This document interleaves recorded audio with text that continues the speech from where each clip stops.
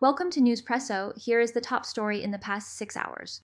Moses Kutoy sits in his modest Nabamali office. The town reacts when a son's face resembles mother. He's the mayor and a clan leader. Walking a tightrope keeps him busy. The question of who is the father is his duty. In a society that measured lineage by blood, DNA tests made a quiet family matter public. A man shows up at a lab. He hopes to confirm he's father of his wife's child.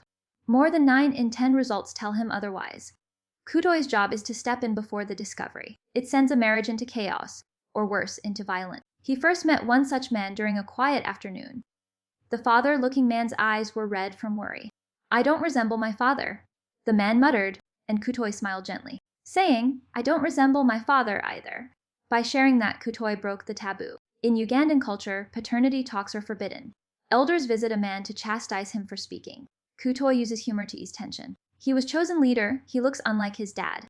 His office becomes a sanctuary for couples. They hear, "You are child of this community." It is not just a biological line. DNA testing has forced many families. They must confront uncomfortable truths. In Kampala, a university professor found out that one of his 3 children was not his. The story made headlines. It reminded people that paternity can be a property issue. Especially after a patriarch dies. In the same way, a woman once had her husband's son tested before the man could be considered an heir to his estate. In both cases, the revelations came at a cost, emotionally, financially, and socially, through the Ministry of Internal Affairs. The law keeps track of how many men come in, noting that all of them are not biological fathers. Yet the numbers are climbing, spurred by aggressive advertising in radio spots and on taxi windows, turning a once private question into a public spectacle. The community's response has been mixed. The Anglican Archbishop of Uganda used the image of the virgin birth to discourage testing, urging men to take care of the children the way Joseph did.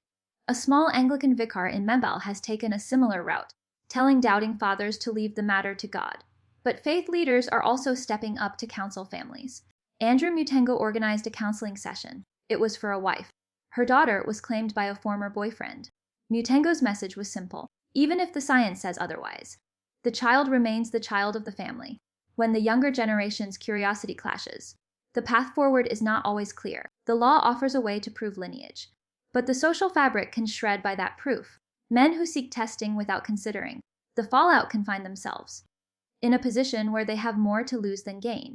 Kutoy reminds everyone that, in a community that values unity, the question is not whether you resemble your father, but whether you will take responsibility for the children you raise.